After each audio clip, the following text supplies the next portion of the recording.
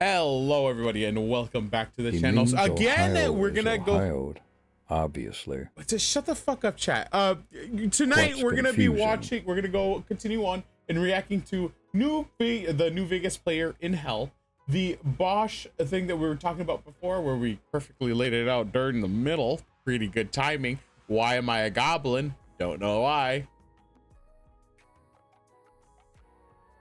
There we go.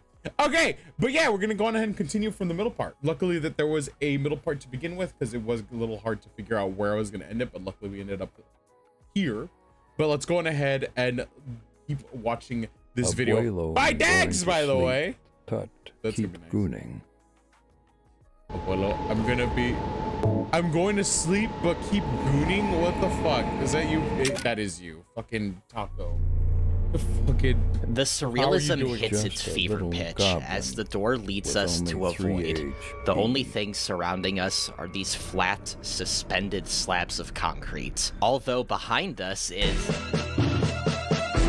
In all seriousness, this is a pretty exceptional occurrence. Outside of the rad roach, this skeleton actually seems to be a functional entity. Oh Still my named God. Null, it doesn't That's so fucking weird. Why did they decide to make a skeleton NPC? I don't know. For some reason, for me, the skeleton was always unsettling for me in New Vegas. I'm not gonna lie. Just, I don't know. Seeing it move is just so weird. It's very weird. seem to be able to do anything other than stand and shuffle around, possibly I having wonder the if he ability to cranks look his at hog us. The respectfully. geometry of this place is extremely hostile. Chat, I crank my hog disrespectfully depending on what I'm looking at. Your reaction where you heard keep gooning instead of going is priceless. Okay, keep gobbling. Goblin. Very We'll keep uncertain of what going. would happen if we were to fall somewhere outside of here. Thankfully, the player safely makes his way to another door, but strangely, we're not met with a loading screen. Oh, what? Oh. Waking up somewhere completely different, So it almost right. feels like as if we switched perspectives rather than traveled somewhere else. Getting our bearings, we notice that we're not actually somewhere new, but somewhere familiar.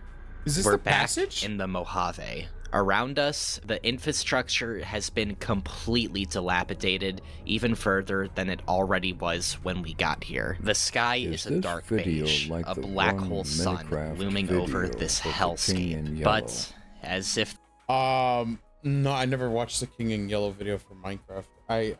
It's just about a guy going through like seeing what happens when you step out of the out of bounds area there's an area, it's an outpost, the NCR outpost down where the 2 giant statues are. And if you go out, he went out, and then it's just everything has been changing from there on out. But it's just You know what I'm Please, talking about, right? fuck no, I'm not. Like I said, I haven't seen that video. things couldn't get even worse for ourselves.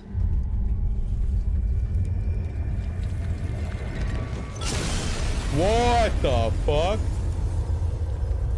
We don't know it now, but this explosion woke up something even more ferocious. Quite possibly an Searching for a avalanche. world Before the that consequences doesn't of this have exist. to be faced, Skull's we dead. narrowly escape into a Kinda. tunnel. For some reason, Bosch is really infatuated with picking up the cave mushrooms on his way. This cave very briefly ends, Why, connecting into a yes. collapsed tunnel entrance. Like a lot of the Yes. areas in these previous episodes, the atmosphere here really invokes the Big Empty, the location of the Old World Blues DLC, especially with the cave mushrooms I pointed out. There's a Yummy side mushroom. room. See, he's like moving around, and I'm wondering that if he's gonna do that weird bullshit that he did last time, where he crouched and was able to reach a separate point in the map, because, or well, not a separate point in the map, but this little fucking grate that you can kind of go through because there's like an area, which I thought was really weird because you can't do that in the original New Vegas, where you can crouch and go into an area.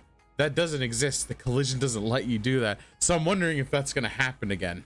too, and from the looks of it, someone was residing in here at one point. A wasteland survival guide, teddy bear, and shotgun rounds can be found. It gives the environmental storytelling of someone leaving their kid here in a rush. Not far from the camp sits a skeleton with a shotgun in its hands. The implication here is pretty dark if the other room was to go off of anything. Bosch looks like he's about to enter a door to the wastes, but once again, perspectives seem to drastically shift without a loading screen. We are outside again, but there's no sign of where we came from. The landscape in the distance looks incredibly hostile. Behind us is a sitting corpse with a revolver to its side. The corpse being named Last Man. The eerie ambience continues, Bosch quickly pulling out his shotgun as the video ends.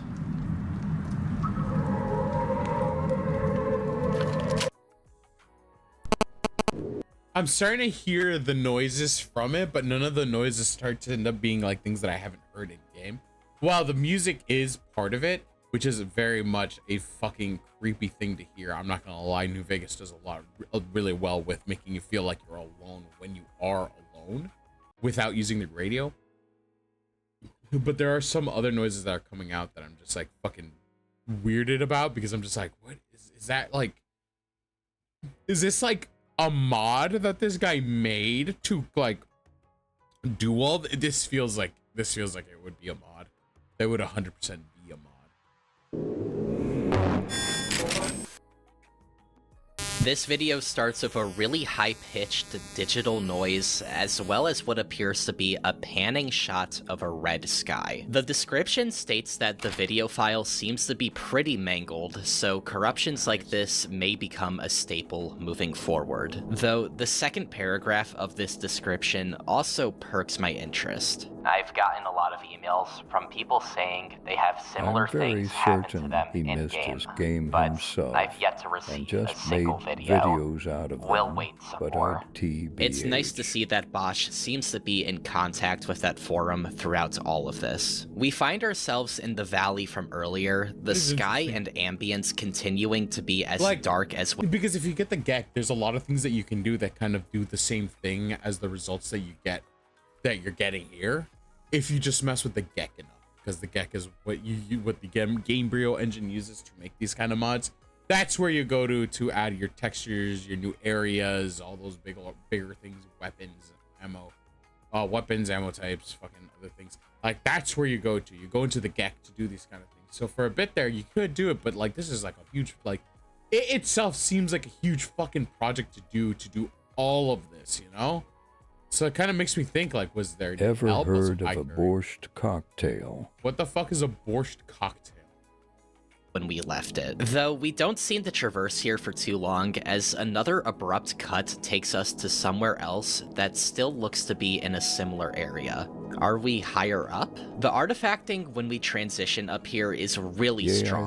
Something about these perspective switches just feels different. The POV here doesn't seem to be that important. It does feel like it, and if he did, then it's also incredible if you think about it, because it does take a lot of technical expertise to do this kind of thing.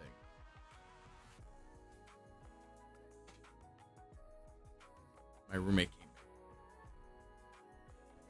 came until a few more seconds in, where the screen starts to shudder and we're again brought somewhere new. A building of some sorts, though our placement here doesn't last for long, being brought to the outdoors again. Our player finds a rifle? We didn't see this happen. Wait, this no, rifle that's a Chinese rifle. That's a Chinese rifle. That's not in the game. That's not in the game at all. What the fuck? How do you get his hands on a Chinese rifle? Brother, what the fuck? That's crazy. New Vegas. It's the Chinese rifle from Fallout 3. The radio is back on again, being a garbled compilation of voices that sound like they're talking to each other. A commenter pointed out that this is audio from a researcher involved in MK Ultra, which, I mean, that checks out. In the distance... This is, again, it's kind of the same thing. Okay, this is probably going to be a separate rank compared to what the thing was from before. Borscht is a soup made of beets, but has several differing arrangement of additional ingredients depending on where the version you're making is from. Some people make a version mixed with alcohol for some reason, either hot or chilled. So that sounds delicious, I would say. Hot sounds like a good version of it. So this is probably going to be disconnected from like my previous rant, but this is kind of the same. You guys, for the people on YouTube, I don't know if anybody even remembers it, because not really. That video was like one of the ones that wasn't really watched. There was the one previously that was watched before about the game Polybius, where people would randomly come in and be like, oh, this is from this thing, this is from that thing. Or I'm one of the people who worked on Polybius, and they just fucking lie through their teeth with really dog shit descriptions about what's actually going on. It's so dumb. It's so dumb, and I fucking hate it. In this case, it's kind of like that use of MK Ultra that kind of like thinks it's such a, like, the idea of MK Ultra is scary. It's hugely government overstep, CIA specifically. But when used in this aspect of the sense of horror, like once it kind of comes up, I feel like the idea of using MK Ultra as a means to make your project terrifying, I think it does less than what you think it actually does. While the idea of MK Ultra is horrifying, adding that into your story definitely does not help. I don't know, it does the opposite. Whenever I hear it, I'm just like, oh, it's one of these fucking things. There's a beeping noise that looks like Bosch is headed to. To the right, we spot some more stranged and mangled geometry before the screen cuts to black yet again. I'm really sorry if this is difficult to follow. It's this difficult to follow in the video. We're back in the building for a split second before a long cut takes us to a different space once more. The sky is now a dark crimson red. Bosch is holding the single shotgun that we found earlier, where we can also see our reserved ammo count has changed from 10 to 6. We fired at something. Beyond that, when crouching down, the top of the screen reads caution. We are actively being hunted by something. This is an absolutely brilliant way to build tension inside of the creation engine. Every game built like Fallout or The Elder Scrolls has a feature like this, but utilizing it in this context, where we don't even know the actual cause of the threat, just that there is something to be cautious about, is such a no-brainer concept. But after all the buildup we've had to this point is just so effective. The player opens the inventory for a brief second to— I fucking spilled. Oh, hold on, give me a second. I spilled some stuff. I was gonna say something that I thought was pretty interesting. The idea of using the game's HUD for gameplay, for story purposes, is a pretty genius idea. I would like to say. I wasn't thinking about it until yeah, it's fine. It's just a little bit. I already drank like more than half of it. It's just fucking. Luckily, it wasn't sugar soda. It was like fucking seltzer water with flavoring in it. There we go. All right. So the idea of using the HUD as a storytelling element, I didn't even notice until then, until when it said caution, until like he said it. I wouldn't have caught it if I was in the middle of watching this. That's pretty good. I'm not gonna lie. That's pretty good. That he does have the Chinese assault rifle, so we can say that this is still him, at least. He strangely decides to pull out his bedroll and sleeps for 3 hours. This causes the video to cut again. An ear-piercing sound is played before we catch a view of a radio tower in the distance from the crevice of some sort of structure. This is quite possibly the most cinematic shot of this entire web series. We linger on here for a while before cutting back to a POV of the building we were in previously. Interestingly, our ammo reserve is back at 10, telling us that this footage isn't just corrupted, but also now seems to be out of order. That or Bosch just found 3 shotgun shells off screen, but I have a hard time believing that. Everywhere— I honestly think that it's more just based on the past. My banner in Discord, LOL. That's funny.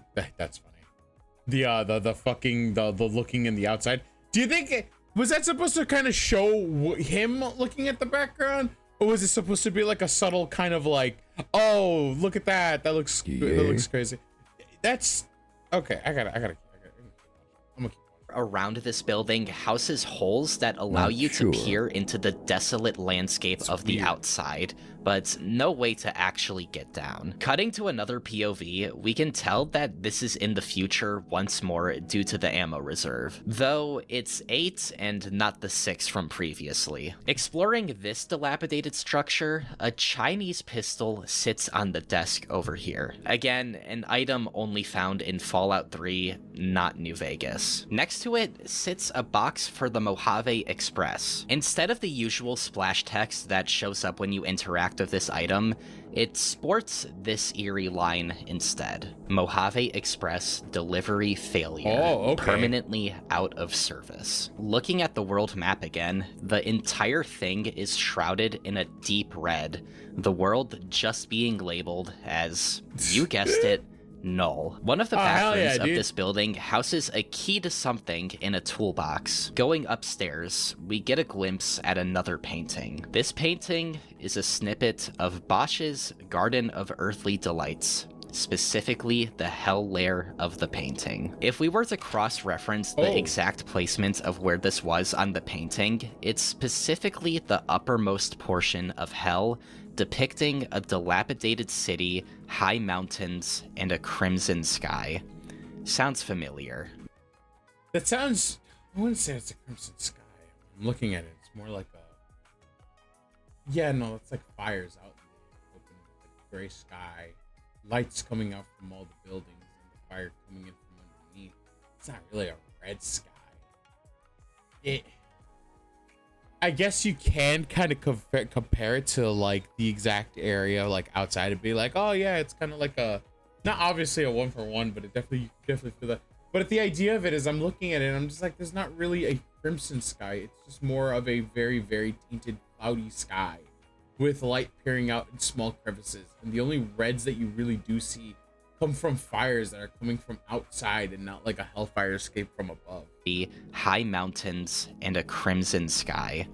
Sounds familiar. That's not the only notable painting up here, however. Another can be found right across from Bosch's, this one being the 1964 painting The Son of Man by surrealist painter Rene Magritte. I believe that this is the most modern piece of artwork referenced here so far. The inclusion of this painting specifically was lost on me, so I dug further with this one. The painting is supposed to represent a self-portrait of Magritte himself, and when asked about the purpose of the painting, more specifically the subject of the apple, he had this to say.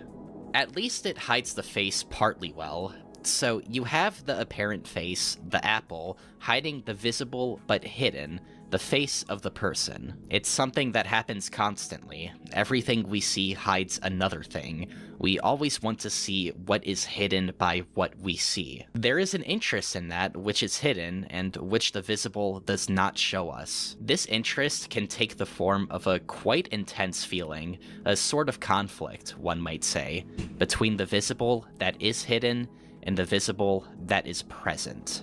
There's two contexts that I can think of where this can apply to the video itself. One is more literal, and that is that this is supposed to represent Dr. Bosch himself. Remember how I said we never see his face beyond the glimpses of the back of his head in previous episodes? That can very easily reflect the subject of this painting. The other interpretation is, again, the world directly mocking us for our curiosity getting ourselves in this situation in the first place. Magritte describes the painting almost as if it's a way to represent the concept of wanting to see what is hidden or not visible to us, something we clearly possessed if we wanted to do this in the first place. Man, this video is making me feel like a whole-ass art scholar from reading Wikipedia art. Bro, it's just like this whole idea of just like finding like the meaning of things when looking at it. I'm not really that great at it. Whenever I kind of like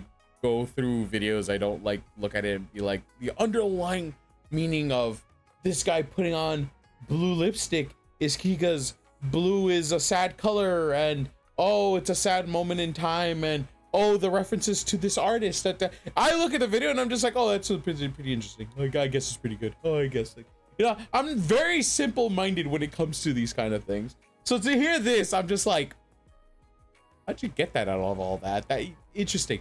Dude, did the author, like, did the creator of the videos, is this what was supposed to be expected?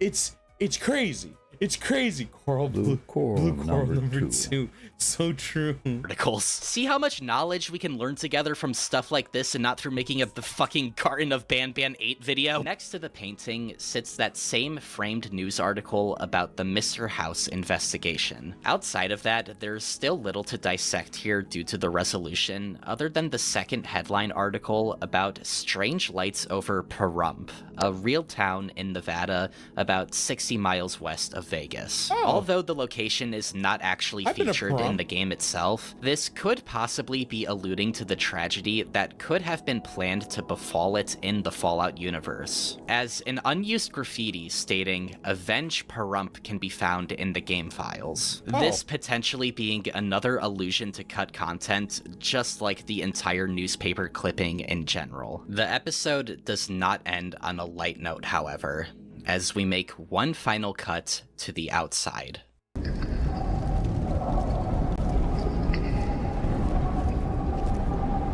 Yo.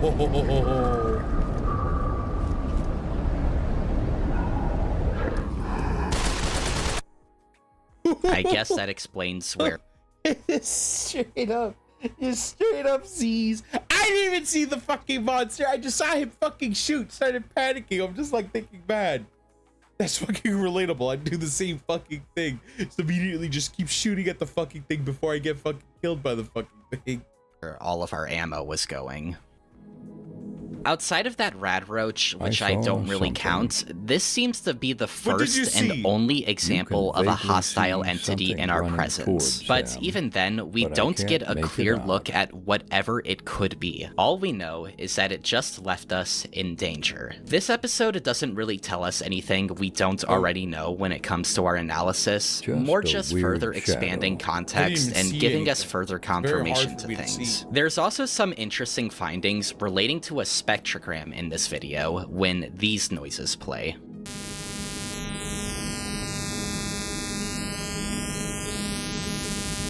Running this through a spectrogram gives us two images, this little interesting mouse-type character, and a man stepping off an airplane. This image is actually of Howard Hughes, an aerospace engineer as well as a film producer. Prominent examples of his filmography are works such as 1931's Hell's Angels and 1932's Scarface. But for our purposes... Wait, like the same Scarface as in like...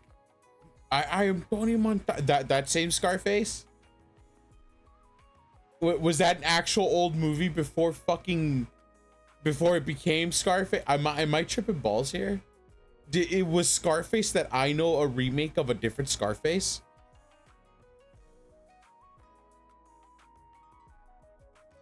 Bro, that'd be fucking insane. That'd be fucking crazy if that were the case. What the fuck? All right, we'll continue. I'd Kingle. I'd Kingle. He is not just a parallel, but the direct inspiration for Mr. House, in imagery and in personality. The rabbit hole here actually goes so much deeper than surface level connections. This man was essentially the real life Mr. House. So his picture being placed in this context is absolutely meant to be a stand-in just for House himself, possibly left here as early concept content. It's unsure as of right now, as Mr. House's role in this alternate version of New Vegas seems to be heavily different to his role in the final game. But with only 4 episodes left, the only thing we can really do at the moment is just see how this story concludes. Ooh! The title of Nadir is already really interesting. This word directly means the lowest point in fortunes of a person or organization, while also having a secondary definition: the point on a celestial sphere directly below an observer, the space directly under the point of interest, the underworld. With both the investigation of Mr. House and Rob... Hold on, I'm about to search that up right now.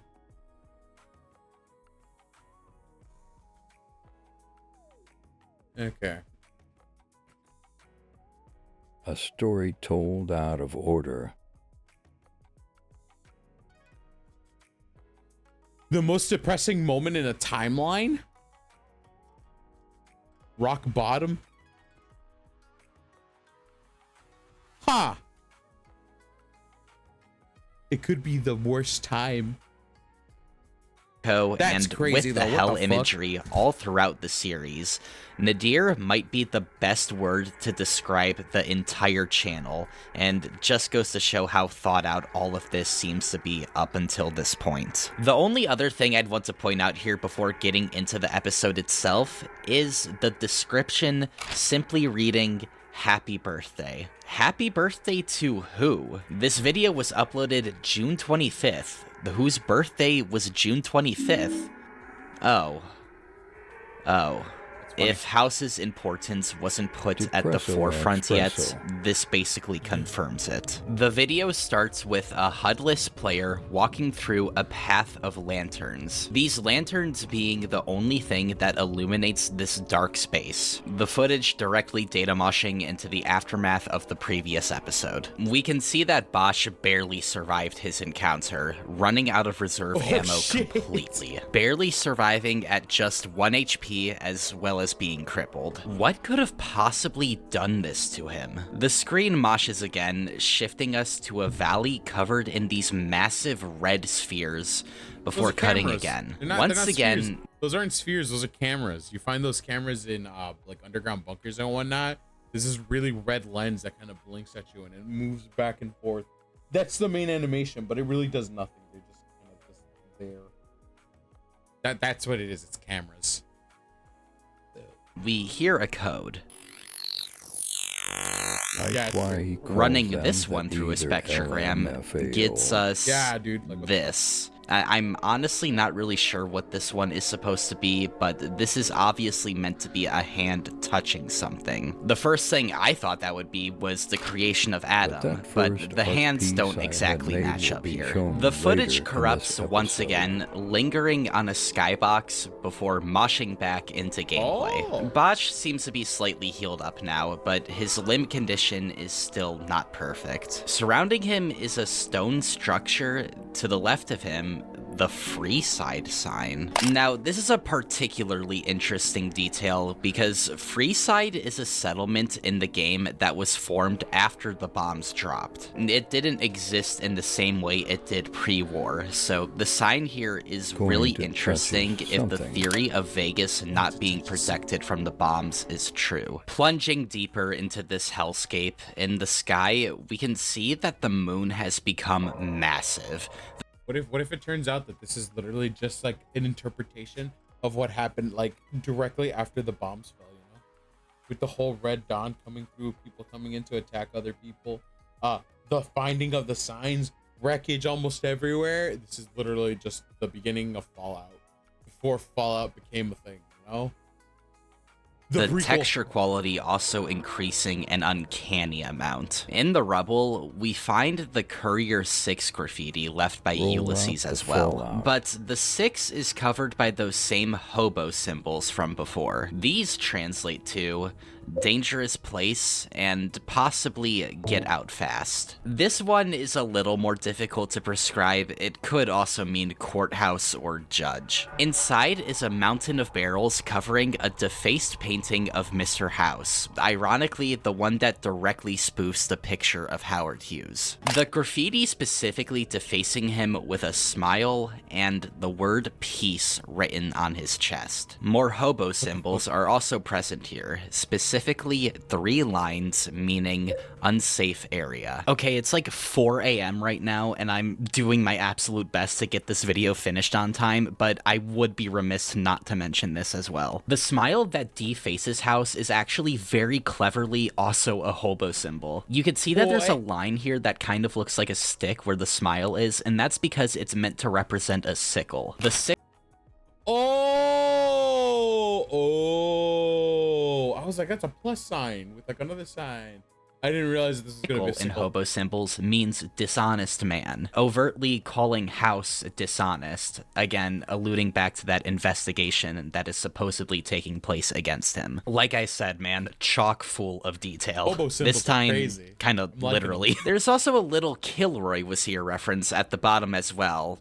I don't know why they drew him to look like fucking Greg Heffley, but I won't question it. The discoveries down here continue to get really bizarre. There's another skeleton tucked away in here, but it's absolutely giant, as if it belonged to a giant. Next to it is a bird cage housing another tiny skeleton inside. Again, nonsensical imagery that invokes the same type of nonsense that would be found in a Bosch painting. The scene transitions again to one of the strangest and most nightmarish areas thus far.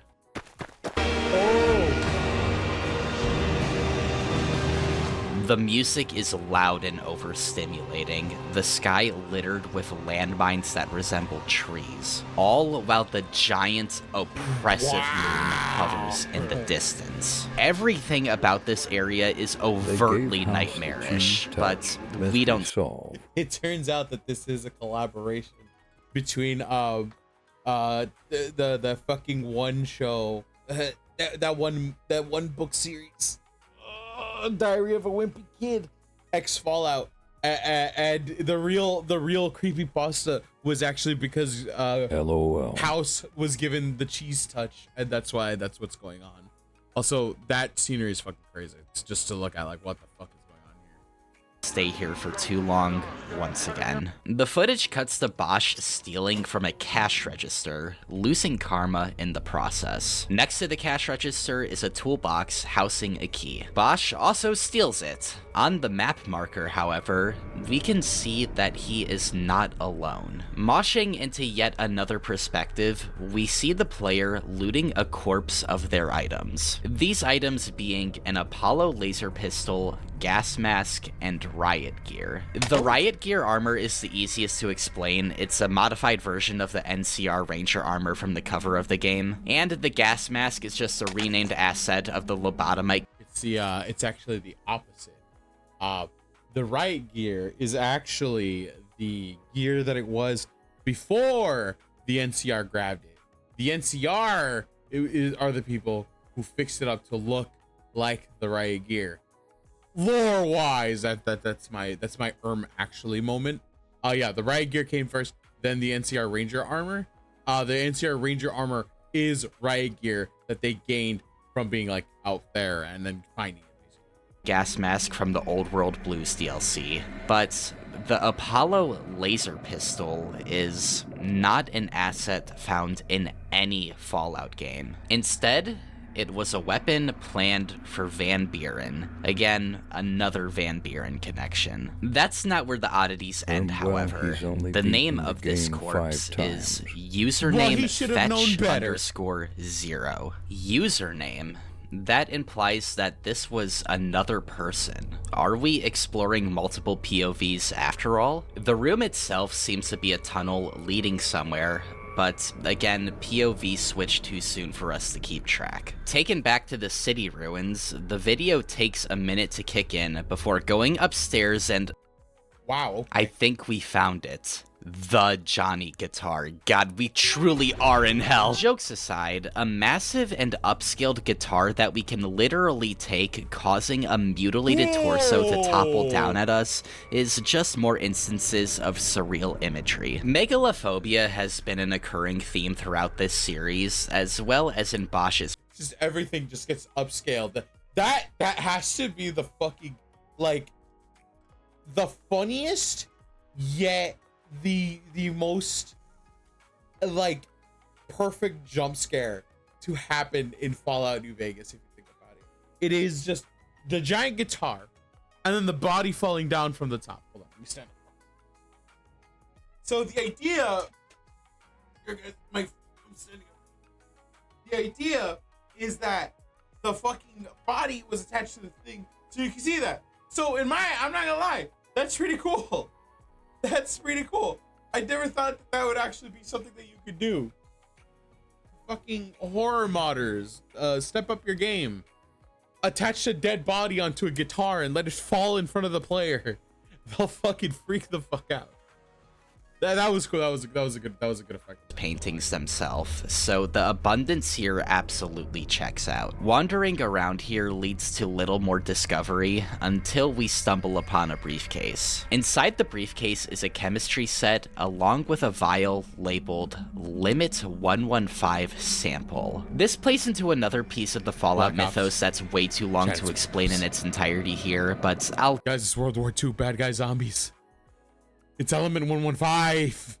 Give the footnotes. Limit 115, or the New Plague, was a disease that swept the United States somewhere around the 2050s, about 27 years before the bombs dropped. By the name New Plague alone, you can tell that this was something incredibly viral and incredibly deadly. Something that even paved the way to the creation of the Forced Evolutionary Virus, or FEV. If you're unfamiliar with what FEV is, it's the virus that is responsible for a lot of the creatures you'll find in the Wasteland. A common misconception I feel is shared in the Fallout world is that things like super mutants and deathclaws are the cause of radiation, but they're not. That's the work of FEV. And actually, fun fact, most, if not all, creatures in the game are all products of FEV. Back from the Advoid, the NC Ranger armor goes very hard. It does, you're right.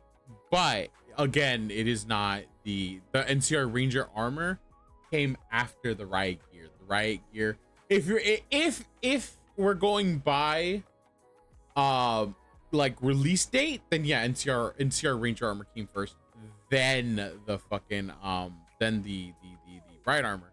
But in story, in lore, the riot armor came first, and then it was the NCR Ranger armor. The Ranger armor being the riot armor customized specifically for that in general.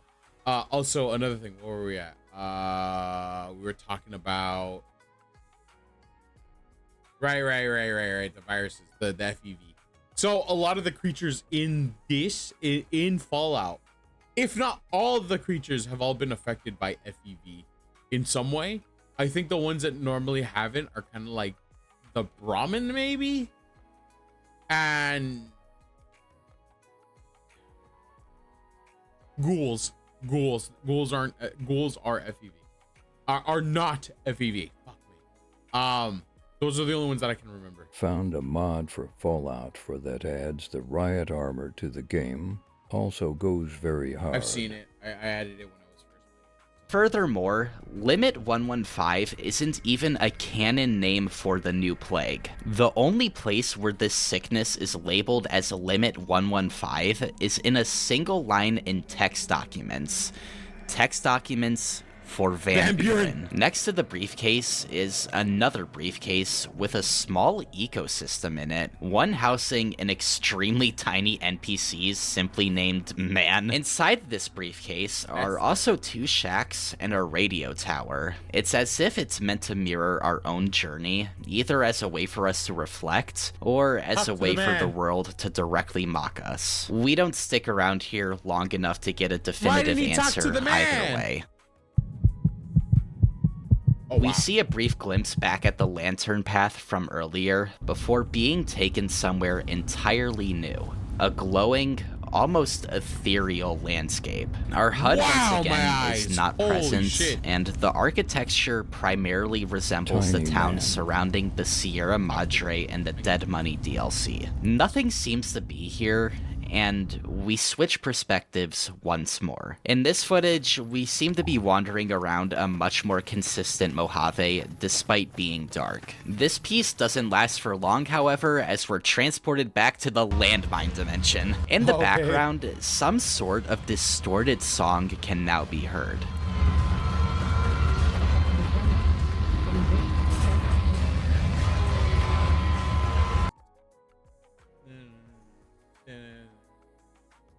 Is that Butcher Pete?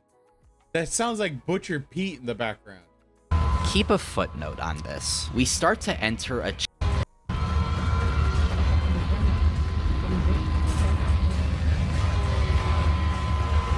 keep a footnote on this. I We just start can't to tell. enter a church at the end of this path before switching back to the riot gear POV, heading down that tunnel. The trek down becomes more sinister once we start to spot giant skeletal compounds jutting from the crevices of this tunnel. The bottom oozing this cavalcade of mangled flesh, emitting a blood-red cloud in its presence. Bad Even things further get down, sparks of transposed lightning to the can be helmet seen. dimension. The video ends with another shot of those lanterns, but this time it only lasts less than a second.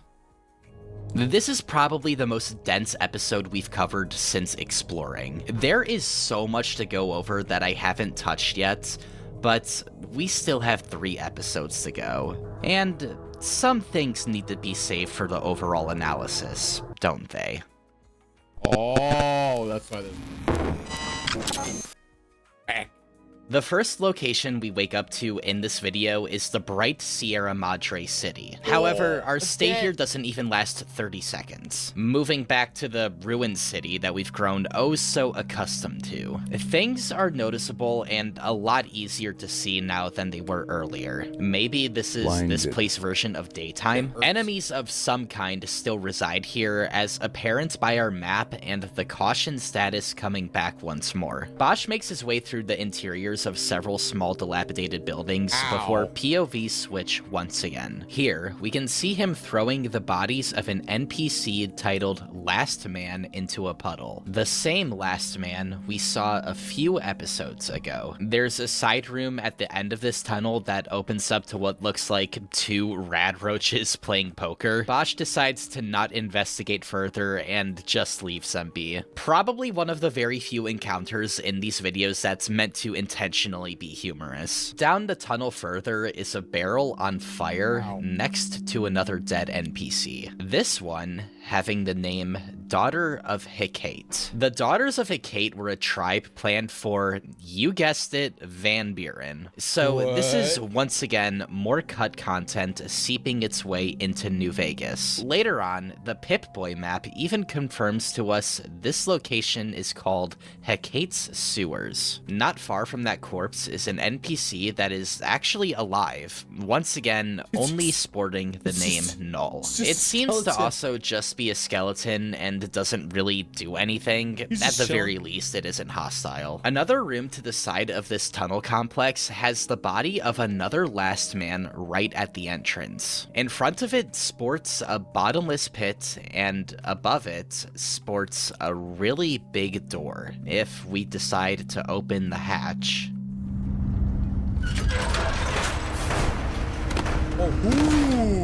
Even more last men fall into the abyss, many of them not making it all the way. Are last men just the mark? They look like the mark. You know, the ones with the flayed skin, all red. They're basically ghouls that have gotten even more crazier.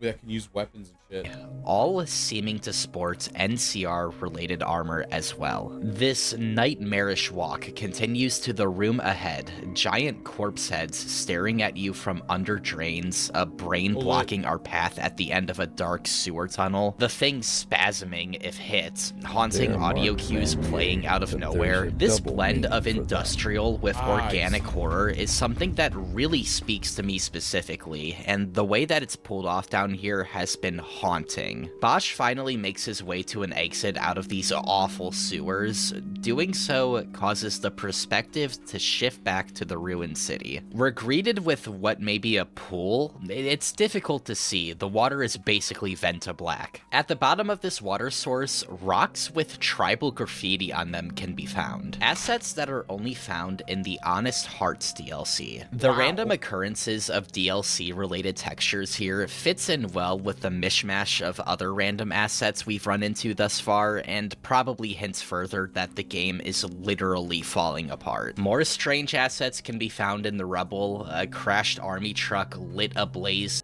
What do you think, like, once this whole thing is over, it's just gonna be like, oh, someone New Vegas can't just play anymore? That would suck. I would hate if a game did that. So, like, I buy a game, and then I decide that it's a good idea to, like, test the limits. At that point, you're just stress testing, right? And you go, oh, I'm gonna stand up while doing this.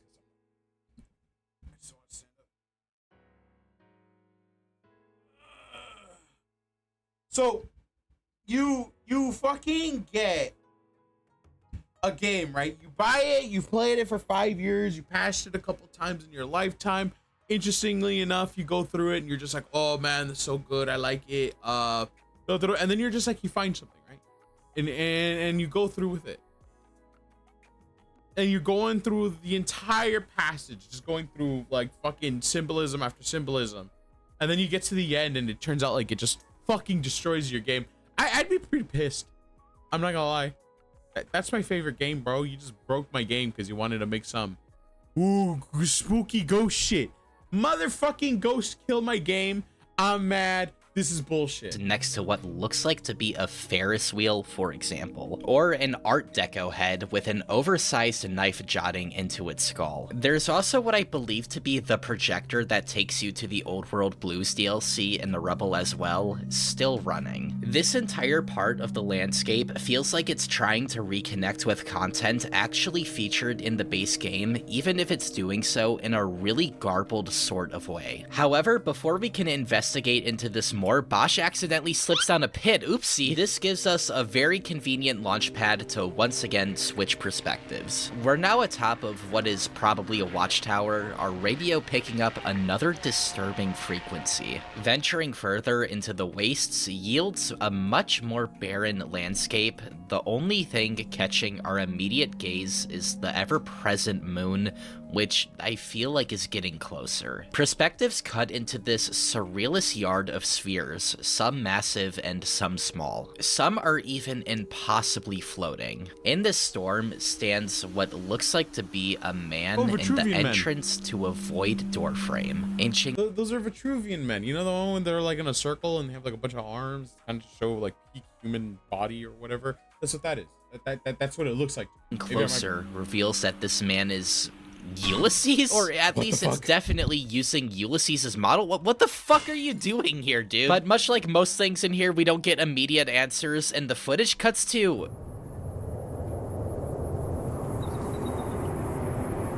Huh?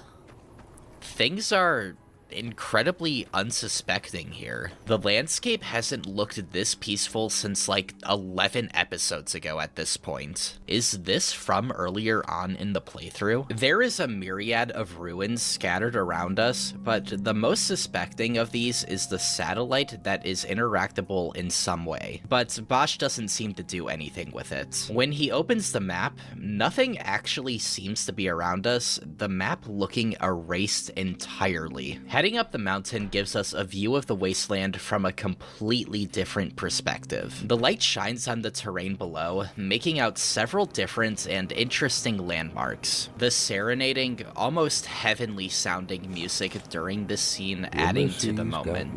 Though unfortunately, Don't worry about it. You think about it, that'd be so fucking funny. He's just like, but I just went out for a walk out. He's like the Zorro of fucking he starts becoming the Zorro of fucking Fallout, wherever he goes somewhere and you just see Ulysses just hanging out. He's like, wait, you're not supposed to be here. He's just like, oh yeah, dude, sorry, I stepped out of my area. I'm going back now. And then you just find him in the fucking strip or something. He's like, what the fuck? He just becomes the Zorro. Doesn't last for long.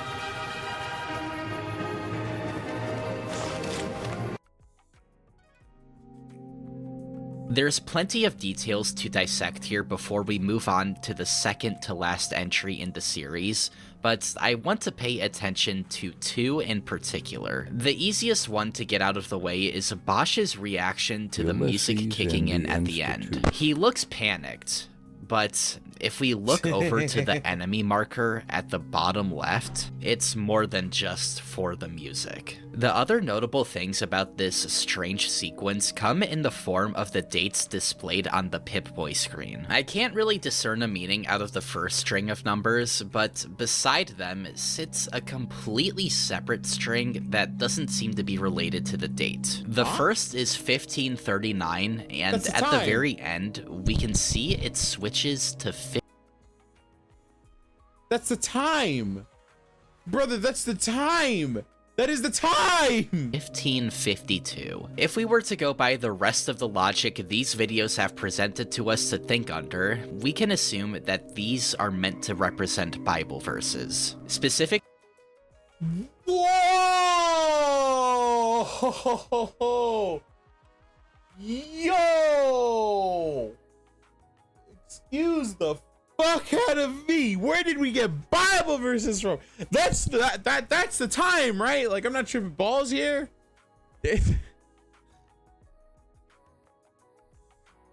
Like, that's the clock.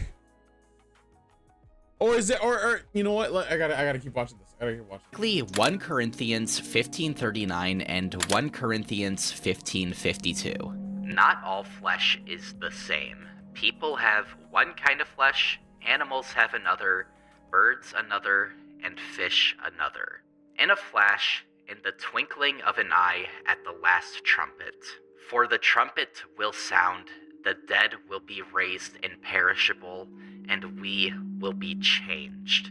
I'm not sure what the first can specifically correlate to, but organic tissue has been a common theme to invoke images of horror throughout most of the videos. As for the second, I believe it's the game subtly telling us that we were in danger. The last trumpet sounds, and the dead will be raised imperishable, and we will be changed. The dead have arisen to give chase to us. If this will carry over to the second to last episode, is only up to be seen. I don't know, I think that's a bit of a stretch. Is it a stretch? Maybe it might not be. It could find meaning. It could find its meaning, but to me it just feels like a stretch. It really just feels like a stretch. The name of this entry is completely blank, the description simply reading, "This is 1 out of 2. We are at the true home stretch here." The video starts with the camera looking out into a desert storm, some sort of building or structure looming above us. Perspectives quickly shift back to the waist. Things aren't as hellish as they have been out here, but we can see that whatever was encountered in the last video certainly did a number on us prior to this footage starting up. Night has fallen over the Mojave, or what I want to believe is the Mojave, and the surroundings are difficult to make out due to the low resolution of this installment. The moon that has been looming over the waste still sits at its amplified state, albeit the atmosphere is a lot less intimidating with the red sky away. The player looks to be wandering in the vague direction of this assortment of dilapidated buildings in the distance. Like, the most I could make out is just the buildings, the hills, and that's it. I can't make out shit what's going on. They could show me a monster and I wouldn't even fucking notice. Nothing much else occupies the space around them, so perspectives shift. We arrive at a scene where our player character is on top of a crashed plane, the radio playing 2 separate frequencies in both of our ears. The landscape is made up of giant cranes in the sky, as well as a yard of red train carts on railroad tracks. But once we're able to find an interior titled Gypsum Quarry Office, we can piece together that this area is meant to be Gypsum Train Yard, an area that is inbounds, meaning this footage likely takes place inbounds. Going inside shifts perspectives elsewhere. This HUD-less POV is trapped in some dark, mechanical hellscape. The path ahead is barely visible, but we can absolutely hear the whirring of machinery chirp in the background. The footage shifts back to the player who entered into the quarry office, but as he leaves, we get another perspective. This one has had half of their health taken away, so likely the same as the one from the start of the video. At the bottom, it looks as if they are walking towards a map marker, the marker leading them to a location called Aerospace Laboratory. This location not appearing in New Vegas anywhere. Outside of this location stands a mannequin holding a bucket. Wait, really? Aerospace does it not exist? I'm pretty sure that's where you get.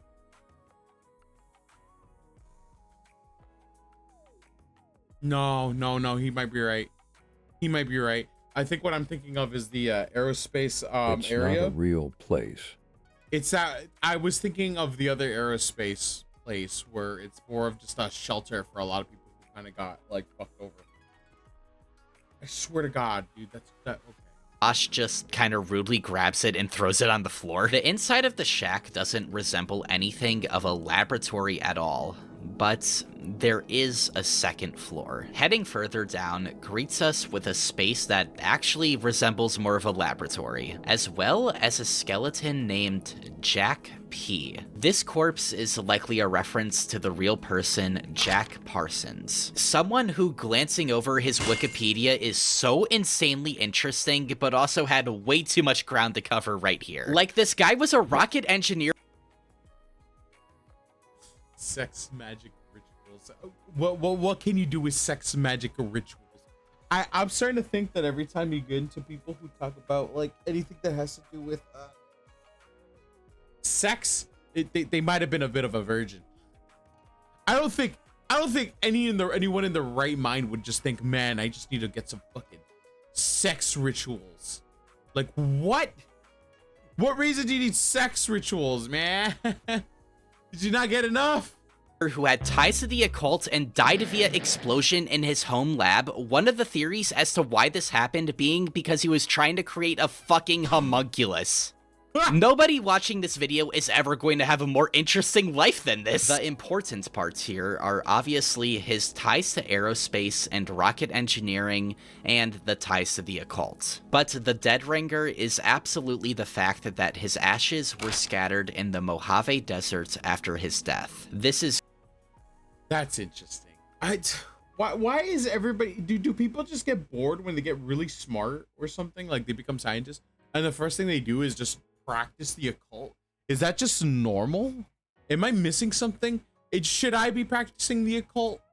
Like, something is strange here. Something is strange here. Clearly meant to be a direct reference to him. One of the things that's found here is also a letter. A really short letter simply reading, "With love, RH." With Parsons' body dismembered and resting here for quite some time, is the implication here that RH, or alternatively, Robert House, was the one to have delivered the explosives to Parsons directly? This discovery seems to primarily serve as a reference and possibly the cause of what led to House getting investigated. Do you not know what sloppy toppy is? It's just, it just means to blow somebody. Hi, Mina. How are you doing? I hope you're doing well. In the first place. We leave the shack and venture into the wastes before cutting into a different POV in the middle of looting things off an NPC labeled PLA soldier, a Chinese soldier. Lots of Chinese imagery in this episode particularly. I think the implication here is that they seized a lot more power in this alternate timeline to Fallout than they did in the main canon. The barracks of the place we're at are chilling. Corpses litter the path ahead, the occurrence seeming to be so common, Bosch doesn't even bother inspecting most of them. Heading up the steps shows banners in the distance. I recognize this place from anywhere. We're at Caesar's camp. The Legion looks as if they've been entirely wiped out, and I don't mean recruiting Boone and going on a fun night kind of wiped out. I mean completely.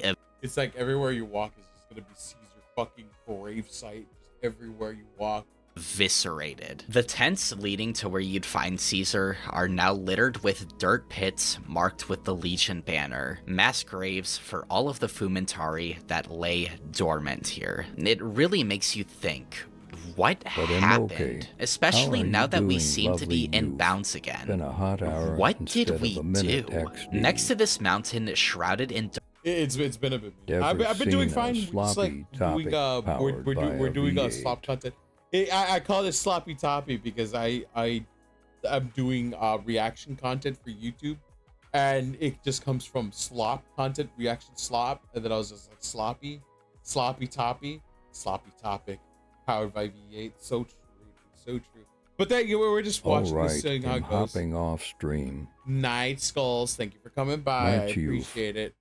darkness, we find something a little unexpected. Another copy of trimorphic protenoia, along with another bag of acrylonitrile. Why are these items always paired with one another? The chemical, instead of healing you, now gives you the status negative 9999 intelligence for the next 16.7 hours. I feel like this is a much more accurate side effect to consuming a literal toxic chemical. Bosch picks up these items and moves on. One of these wooden tables that have been scattering the area sits with bread and wine. Bread isn't a foodstuff you can find in New Vegas, furthermore shown through the file image not being found. Its status effects are really good, however, giving you temporary addiction removal, restoring limb condition, curing poison, and HP regen of plus 89. This paired with the wine is clearly meant to invoke more religious imagery. The sound of church bells ring as these items are consumed. Oh, he just fucking ate the flesh and drank the blood of Christ.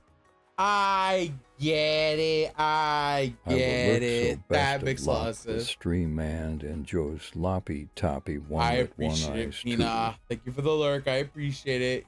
This is it's communion. It's fucking communion.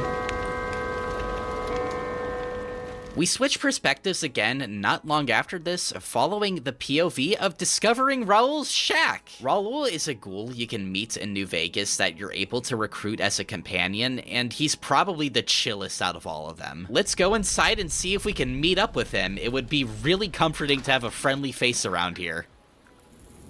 Oh. Oh. Oh. Oh, okay, yeah, no Raul, it looks like. The entry ends with us discovering a cave entrance to somewhere. The footage artifacting again right as the video ends. Which brings us to the final entry in this very eventful series. Dude, no way. Here it I comes. present to you Catalaxy. Why?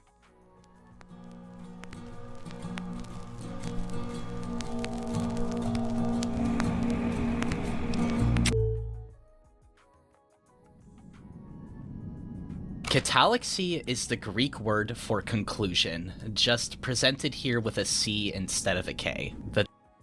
Was it? Well, now you're just being a little fucking. What do you call it? Like you're getting fancy with your words. Getting a little too fancy with your words, honestly. Like I get what they're going for. I mean, it's a weird fucking. It's a weird word. It's definitely a weird word. Why did you just call it conclusion? Is there a reason for this? Title is deliberately telling us that this is the end. Things start on a more cinematic shot again. A spire of sorts is jutting out of the ground, the moon faintly in the background, looming over the horizon. The shot lingers a while before transitioning back into gameplay. We're back in the tunnels, or the sewer system of some sorts. The radio is once again playing different frequencies into both ears. Heading further up, we get confirmation that we're in a rail tunnel as red boxcarts reveal themselves to us. This tunnel eventually leads us to a corridor that our player detours into. As we pass by, we spot some graffiti decals on the walls, one of them reading... I've seen a lot of like creepypastas where they use like very fancy words or words in different languages to kind of describe things as, oh, it's deeper meaning. And it's gonna be creepy, and I'm just like, I don't think it's that creepy. It kind of works against you. It's like when you're making a story and you bring up MK Ultra. Same thing as Alan. It's like you think it's gonna make you creepier because MK Ultra was such a creepy thing, and then you think about it, you're just like, no. Let go. But to be fair, he didn't bring up MK Ultra in a means of that. It was just using a sound from there to kind of just disturb you in a way. The phrase that's typically associated with the Dead Money DLC, fitting as the tunnel transitions into a vertical version of the Sierra Madre's hotel rooms. Bosch doesn't decide to head down there, however, choosing to instead continue down the tunnel. The environment gradually becomes more hostile as descent progresses. Metal scaffolding and rebar jot out at almost every turn, making the path ahead more difficult to navigate. Eventually, an end to this tunnel is in sight, but there is one more room to the side that needs to be explored first. Opening the door takes us down a really long flight of stairs, into what looks like the entrance to the Brotherhood of Steel bunker. Before heading further down, to the side is another offering, an elite riot gear helmet. Above it, graffiti that reads, K Sarah Sarah. This is something really intriguing. K Sarah Sarah, or Whatever Will Be, is a song performed by the late Doris Day, and although never featuring in Fallout, would fit the time period. The song themes follow a woman pondering the future, and later on her children pondering the same question, the tender response to these questions simply being, K Sarah Sarah, whatever will be, will be. The theme here can be in reference to this being the final episode, that the conclusion of this series will be whatever it will be. But another anecdote is that this song is commonly used to create an effect of black comedy juxtaposed with dark or disastrous events. Oh no. Or at least that's just what the Wikipedia article on the song states. The song does have a really hopeful tone to it, so its inclusion over an offering of one of the best armor pieces in the entire game certainly does feel intentional. Proceeding further with our new offering, perspectives shift to the outside. Caught in the midst of a sandstorm, standing atop of this graveyard of oversized vehicles. These things it looks like the dust mod, remember when you're kind of like going through and everything? Though I think the dust in that mod is more red than blue because it's supposed to kind of be like one of the endings that they kind of went off of is that the rust, whatever the fuck it's called, the cloud, it fucking spread out through the entire Mojave, like the worst case scenario. And that's kind of what dust is worst case scenario for all endings, is what I remember. This is kind of what it reminds me of.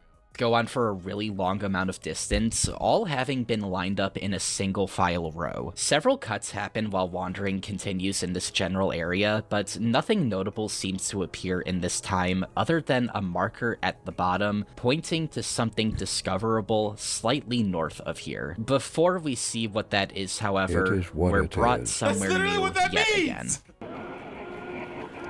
This place is also really uncomfortable. The radio ambience buzzes as we make our way around these monoliths jutting out of the sand. Thankfully, we're not here for long. Switching back to the dark wastes, I start to realize something. We're in Nipton. You can make out the town hall building clear as day. We are unequivocally back in bounds, at least from this perspective. I finally get it. This is the timeline where you don't blow Oliver Swanwick into smithereens. The landscape here is clearly still heavily warped. The radio tower in the distance is up.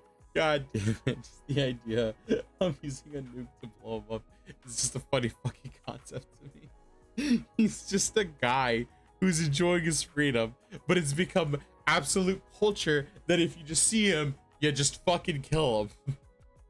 Obviously not present regularly, but neither is this giant skeleton resting atop a house either. The player heads west from Nipton, more radio towers littering the skyline. Tension continues to build out here before another cut takes us to the inside of the Vicky and Vance Casino in Prim. Again, another inbounds location. Leaving the casino to explore the Mojave Express building, also in Prim, shows us that the robot companion Eddie is also not sitting here. The desolation of this world doesn't just apply to the humans, it seems. This POV continues to head west. Another corruption shows us a glimpse of a landscape.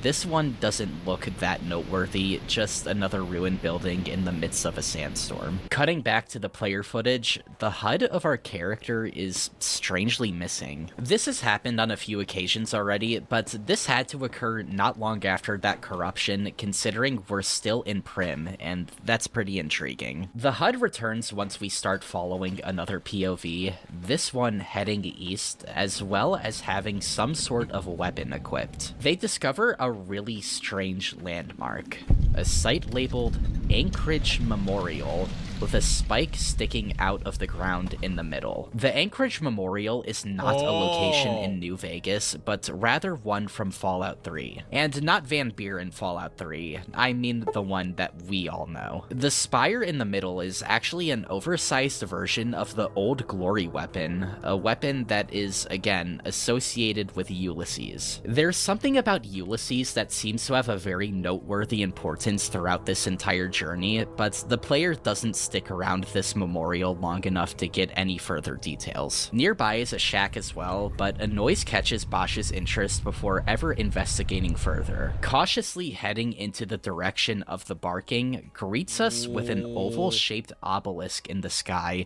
Getting too close to it causes it to disappear. Once this happens, another jump cut occurs. Some of the jolty movements that he does is kind of really fucking like funny to me to look at, because he's like staring at it in awe, just like walking towards it, getting ready to like be like, whoa, like take me to where you want to take me. And it disappears, and you just see the camera do the back left and back, you know. What? It's kind of funny, I'm not gonna lie.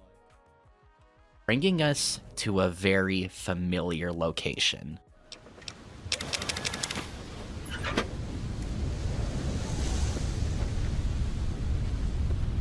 Good Springs.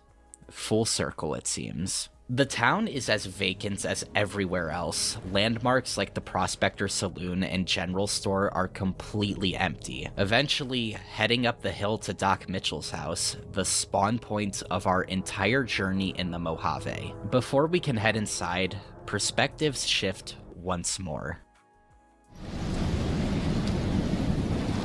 The landscape is incredibly hostile and amplified once again, the atmosphere here switching from an angry and nightmarish red to a cold and desolate gray. But before we can get a full grasp of our surroundings, it hits us.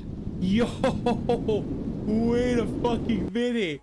Wait, it's like an entirely different timeline where Mr. House got fucked over, dude. What the fuck?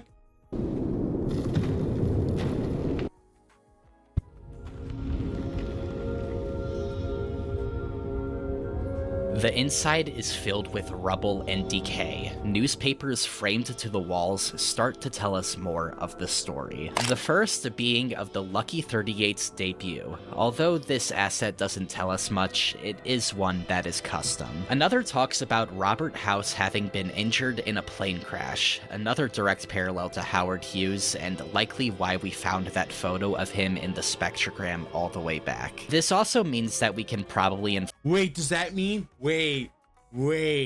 The black box, the pictures, is this telling us that in the end, it was actually Mr. House that fucking died in a plane crash? And is that the plane that we found? Yo, that house wait a minute. is likely the pilot that we found the plane crash site all the way back at the very beginning of these videos. Another small mystery solved here. In the room with all the safes, there's objects scattered around the ground that look to resemble giant bombs. Inside the safe is a wide assortment of items, but none of them seem to be that important by now. To the left of it is an unedited picture of Howard Hughes. Inside one of these safes lies a ledger. This is marked as owned, so taking it counts as stealing. Reading it shows financial accounts that House seemingly sent to other companies as gifts. There's some recognizable names in here, such as Repcon and Vault-Tec, and even the Commonwealth Institute of Technology from Fallout 4. But the more you scroll, the more you start to realize Robco was paying off almost every single company involved in Fallout lore. The ledger ending off with this sentence: through BR slush fund. Fuck this clown. Last transfer until further notice. A Oh, slush shit, fund okay, refers fuck. to a practice of bribery, essentially. You pay from this pool of money to forward an unofficial, often unethical, illegal payoff, typically like my used for slushy personal or fund. political gain. So I guess the question is, what did Mr. House need this slush fund for in the first place? By the ledger, we also spot a book read out exclusively in Roman numerals. These translate to 832. If we translate this over to a Bible verse, it brings us to Romans 8:32. See, He that spared not of his own son, but Where is it? delivered up for us. Fuck, it's hard to see my mouse right now. So my thought is that this actually does make sense. Roman numerals, Romans, 832, the number that's there. Romans 8:32. Yeah, that makes sense. The time one, on the other hand, that one was fucking stretching it. That was reaching beyond possibility. This one makes a lot more sense than the one previously. I'm gonna be honest. All, how shall he not with him also freely give us all things? Strolling further around shows us another paper of House finalizing a deal of some kind. Most of this is talking about the amping up tensions of the war, while a blurb at the top right talks about Robco being reinvigorated by a new government defense plan. Another interesting blurb here is at the bottom, mentioning that a member of the Fab Four is in critical Absolutely. condition after a car crash. This has been a really prevalent theme in the background, and we'll use its anecdotes later, so just keep it in mind. These newspapers are filled with so much rich detail that it would be difficult to cover all of what they're telling us. Just know that most of it is basically just confirming a lot of what we already knew. One of the non-newspaper related wall decals is actually a poster for Scarface if the Howard Hughes parallels weren't already enough for you. However, time for wandering has run up. Now, it's time. Is he even still gonna be there? Before not we gonna- can actually greet House and the Lucky 38, we're brought back one more time to Good Springs. Inside we're of back. Doc Mitchell's house, we are missing our HUD entirely, crosshair and all. You can even hear Bosch hit the interact button and briefly bring out his signaling gun in confusion. The house is completely empty, apart from a door that was not present before. Opening it shows us a place that may be familiar. The void, guided by dim lanterns. A visual we only got brief glimpses of episodes ago seems to finally be getting a payoff. We walk further into this landscape, but is the the part that I was POV waiting for. cuts back to the Lucky 38 one more time before we see the payoff. Up here, the man himself is awaiting us. Oh. It's like every time you get closer, closer, closer, it just fucking tells you, nope, nope, nope. Well, guess what? There's another thing you're gonna check out. Oh wait, before I tell you, there's another thing you gotta check out. God damn it, just tell me what's at the end of that turn.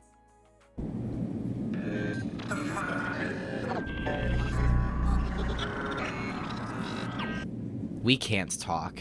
The only thing we can do is listen. We deliver him the platinum chip, but I feel like that's of little use by now.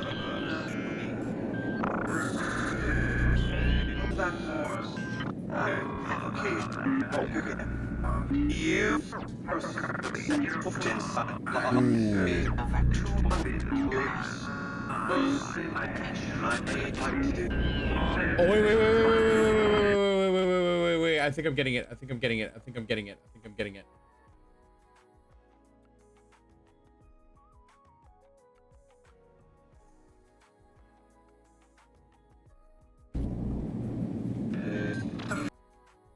I do wish you'd come soon. You'd come. So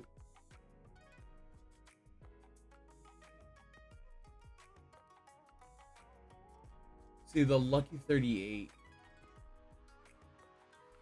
Hold when you first arrive on the on the strip.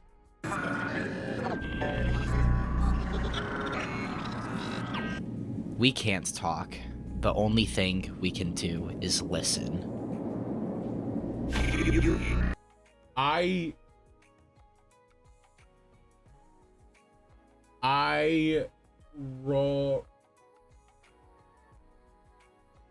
Ironic. Okay. Ironic how this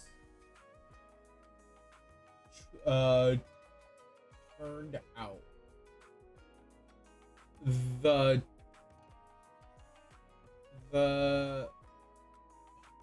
It's backwards. It's all fucking backwards. It's just written backwards. That's it. The thousands of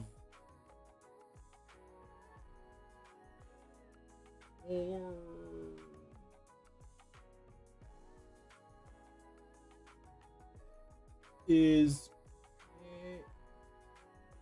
and it's so hard to read. We deliver him the platinum chip, it's but going I feel backwards. like that's of little use by now. I want to take a picture of this and kind of just like invert it so I could fucking see. I could actually be able to read it. You are the first person to step foot inside the Lucky 38 in over 9,009 years. Before the Great War, I saw the motherfucker doing it again.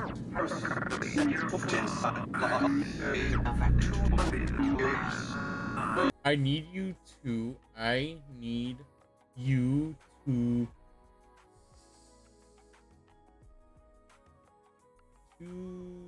fulfill. Fuck!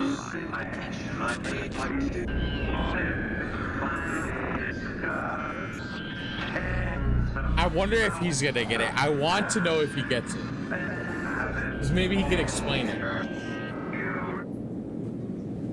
After he talks to us, we peer around the corner to where his cryo room is, and oh wow, we're brought back to the void. The end of the tunnel lies a white square. Walking through brings us to... Whoa, that is bright. Space. Everything is so bright. We can see what looks to be the Earth looming in the distance. Next to us sits a giant interactable bed, and our journey ends. You just went to heaven, buddy. Oh, ow, whoa. I would make a comment about things fittingly ending on a crash, but I feel like it would be a little too cliche. This is anal wiseness. At the very end of the video, we can see the forum Bosch had been posting to this entire time. Although very brief, there are many users who are responding to this thread at the time this video was taken. Here's what those users were saying. I ask because I'm worried this will be like a kill switch sort of situation, and we won't be able to see what else is in there after it poofs out of existence. Are you sure you have checked the entire drive, even the app data folder? Yeah, nothing. Absolutely nothing. It's just the data folder and the exe. I'll scoop around my drive some more, maybe download some tools or something. Just let me finish this recording. Be careful with this spooky video game, Ghost Doctor. They might delete your System32 folder, or they'll travel to your toaster through the internet cables and set your kitchen on fire. K4TZ, what are you doing here? Go back to your webcomic containment board. We are doing some real and serious work around here. I don't know how beefy your rig is, but you could set up a sort of live stream of sorts so we can explore it together. We could make it a site-wide event even. Could DM a mod and get it set up. Okay, I still think this shit is fake, but the live stream thing could be fun. I'm on board. I'm sure either Abacus or Slim Jim, when the lazy bastard is actually around to moderate shit, can do something epic with this. It's honestly kinda nice to see this brief window of humanization for our protagonists, as well as the other observers who were there at the time. I feel like Bosch, after a while, gets any sort of non-diegetic personality stripped from him, and although that was definitely intentional and works in the story's favor, these little interactions here on the forum do help us remember the roots of these videos, and it was absolutely a fun payoff. But other than that, the story of Dr. Bosch has concluded itself. Although, when you take in all of the footnotes at face value, I'd imagine it's still difficult to piece together what exactly we just watched. The story calls towards many I'm kind of wondering if he actually, like, fucking... Let me see if I... Okay, he does talk about it. Okay. Thank God. threads, I was gonna freak out if he did. UVB-76, the canceled Fallout 3, alternate timelines in history, Gnosticism, Hell, and Hieronymus Bosch, but all of these things, when put together, feels really disconnected from one another, and makes things feel borderline nonsensical at times. To really understand what Dr. Bosch is trying to tell us, if there is even anything to understand, we need to categorize all of these core themes of this project, and see if we can connect them to one another. Let's start with what I would consider the most pressing narrative inclusion. As all of you would know by now, ARG is an abbreviation for Alternate Reality Game. The observation that Dr. Bosch takes place in an alternate reality is obviously not much of a mystery. However, the interesting thing that's particularly exclusive to this project, unlike many other ARGs, is the alternate reality aspect takes center stage in the form of deliberately establishing it takes place in the world where events happen differently and diverge that of our existing timeline. See, but that's the thing, it's just like the way that it feels like that's going on is it's obviously supposed to be like a kind of horror type situation. But like I'm looking at it, I'm just like in the standpoint of like, let's say that this is I don't know, 10 of 10 shit sauce I had earlier with my dumpling shit. Your poo from butt that looked like poo from butt but was delicious. So how the fuck do how do I explain this? The game doesn't look like a game. That's what it is. Like the mods that he's using to kind of display like what's going on doesn't feel like a game. It feels like a best bet, a horror simulator is what it feels like.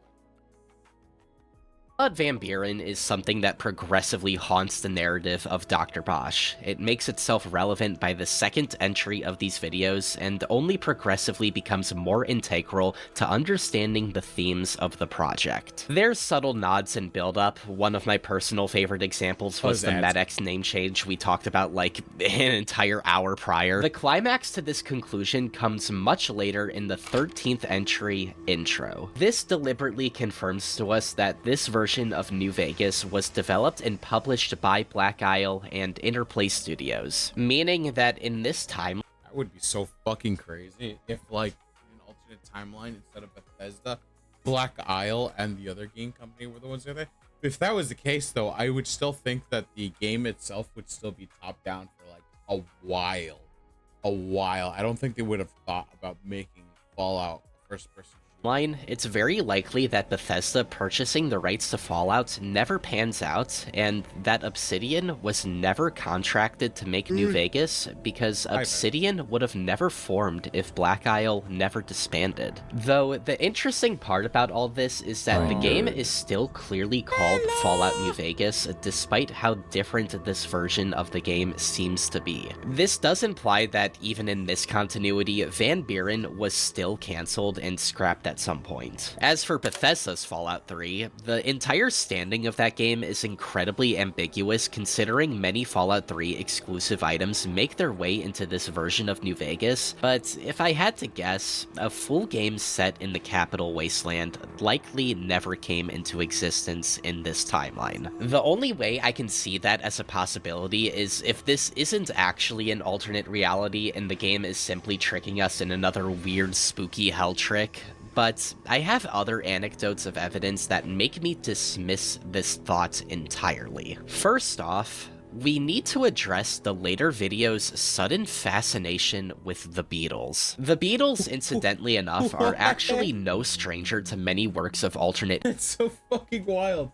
It's like I made a fucking video and it's just like the philosophy of like this character, and it picks up roots in I don't know, Dante's Inferno and the author of Dante's Inferno, and then for some reason Green Day was the reason why I did the rest of it. Like, what?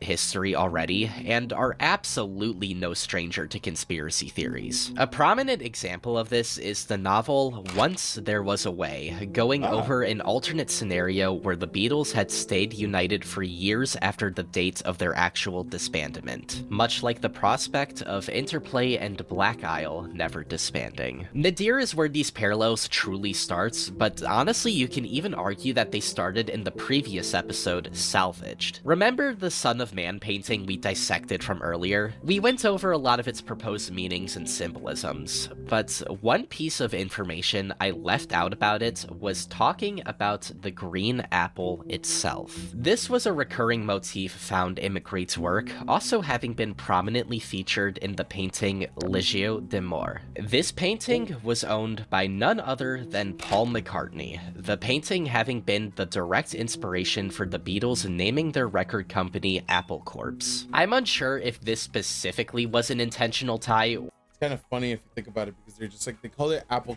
Corpse as in corporation, but it also sounds like Apple Corpse, like the body of an apple that's rotting away kind of thing, you know?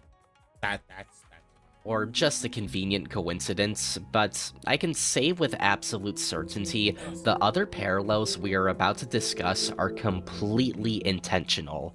Let me explain why. In that nightmare realm with the mines and the church, the same one present in the video's thumbnail, we hear a heavily distorted song playing throughout.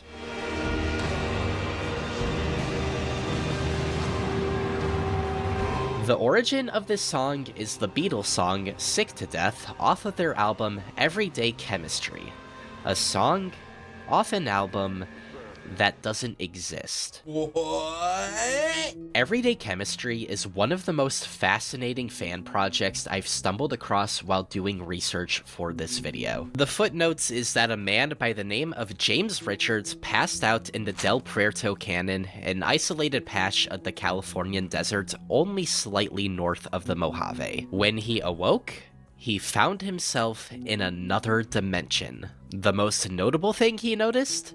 The ketchup of this universe was purple. No, for some reason, this is like the only other oddity he decides to point out, but the real discovery was a lost Beatles album he smuggled back into our reality. Although this happened in 2009, this serves as a really major benchmark for the ARG format, and the project attached to it is something that is really well made and unanimously considered a really great piece of fan content. The finer details of this project are not really relevant to the rest of the story, but the fact that this story is literally about a man wandering into the Californian deserts and finding himself in an alternate dimension is So basically, what I'm getting from this is that it's comparable in story, right?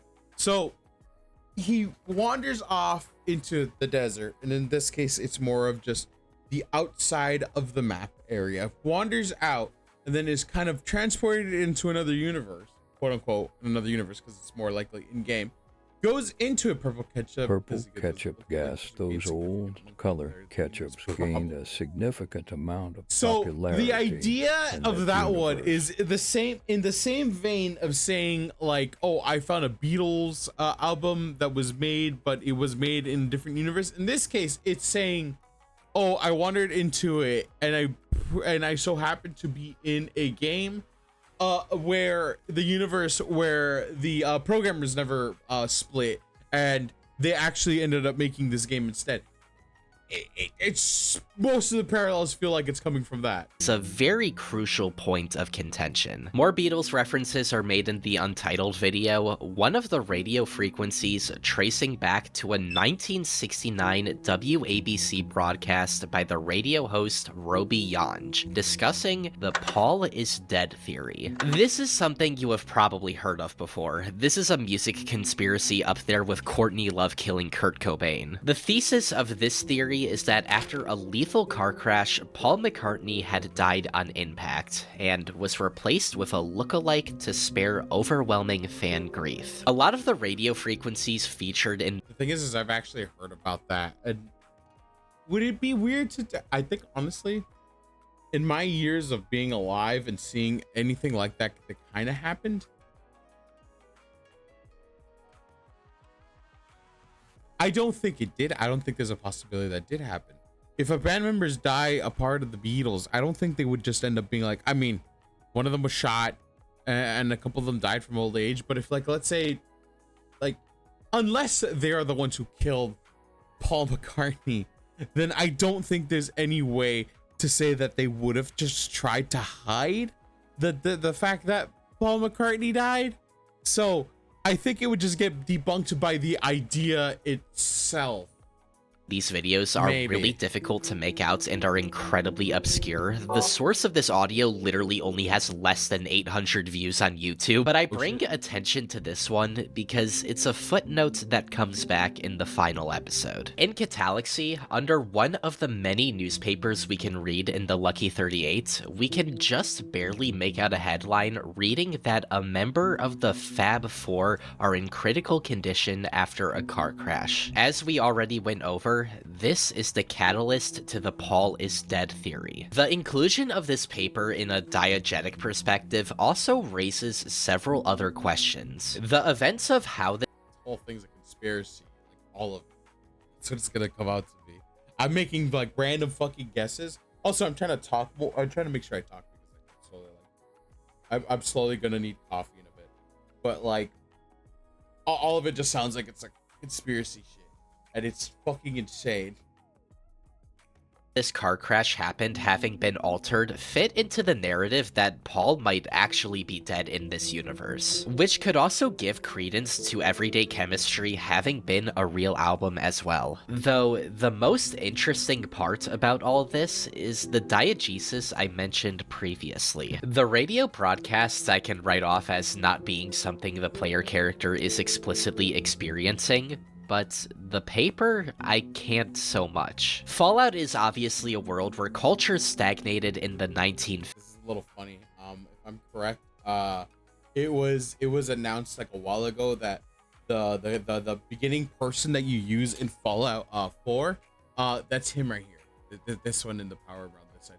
I think that's supposed to be Nate, if I'm correct. 50s. America was heavily insistent on making sure resistance and counterculture movements never arose in pre-war time, meaning something like the Beatles' psychedelic rock and hippie culture likely never came into existence. Though when it came to music specifically, Interplay and Black Isle were a lot more liberal with what they allowed to be canon. Like, you can make the argument that fucking Slipknot is canon in Interplay's Fallout lore because it was featured in the radio of that god-awful PS2 game. So, although Bethesda— Brotherhood. I remember Brotherhood. I never played it. I've seen it, and I looked at the gameplay of it, and yeah, it does look like ass.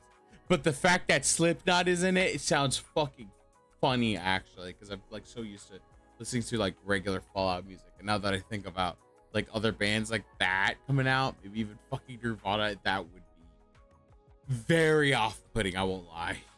made a line in the sand of what music is allowed very explicit. It was different before then, so I could absolutely see the Beatles having been an important cultural cornerstone in this version of the Fallout timeline, much like how Elvis already is in our version of New Vegas. Whoever created the Dr. Bosch ARG is clearly extremely experienced with culture and just general art history, and I feel like that's something extremely rare for a creative of this kind of project. The references to the Beatles are only the tip of the iceberg when it comes to non-Fallout related evidence of an alternate universe. Another quick one is David Bowie's King of the City demo featuring in the video Back. Although this demo was discovered to exist. Was it a joke? It would have been so much better if it was fact, dude, because it just, and I'm pretty sure also the guy that they fucking execute is Canadian.